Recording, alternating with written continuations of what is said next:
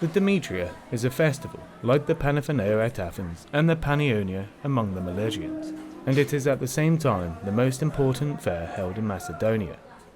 Not only do the natives of the country flock together to it in great numbers, but multitudes also come from all lands and every race. Greeks, wherever they are found, the various tribes of Mysians who dwell on our borders as far as the Easter and the Scythia, Campanians and other Italians, Iberians, Lusitanians, and Transalpine Celts, and, to make a long story short, the shores of the ocean send pilgrims and suppliants to visit the martyr. So widely extended is his fame throughout Europe. For myself, being a Cappadocian from beyond the boundaries of the empire, and having never before been present on the occasion, but having only heard it described, I was anxious to get a bird's eye view of the whole scene, that I might pass over nothing unnoticed. With this object, I made my way up to a height close by the scene of the fair, where I sat down and surveyed everything at my leisure. What I saw there was a number of merchants' booths, set up in parallel rows opposite one another, and these rows extended to a great length, and were sufficiently wide apart to leave a broad space in the middle, so as to give free passage for the stream of people. Looking at the closeness of the booths to one another and the regularity of their position, one might take them for lines drawn lengthways from two opposite points.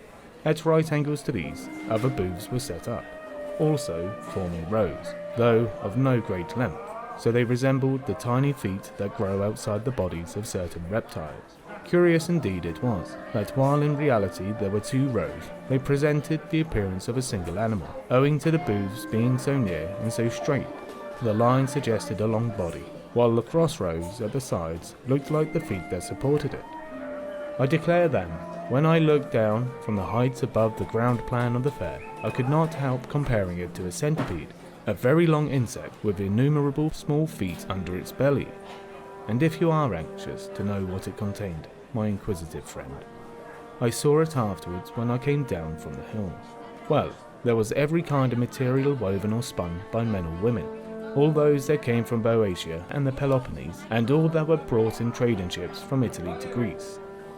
Besides this, Phoenicia furnishes numerous articles, and Egypt and Spain, and the Pillars of Hercules, where the finest coverlets are manufactured. These things the merchants bring direct from their respective countries to old Macedonia and Thessalonica, but the Euxine also contributes to the splendour of the fair by sending across its products to Constantinople, whence the cargoes are bought by numerous horses and mules. All of this I went through and carefully examined afterwards when I came down. But even while I was still seated on the height above, I was struck with wonder at the number and variety of the animals, and the extraordinary confusion of their noises which assailed my ears. Horses neighing, oxen lowing, sheep bleating, pigs grunting, and dogs barking. For these also accompany their masters as a defence against wolves and thieves.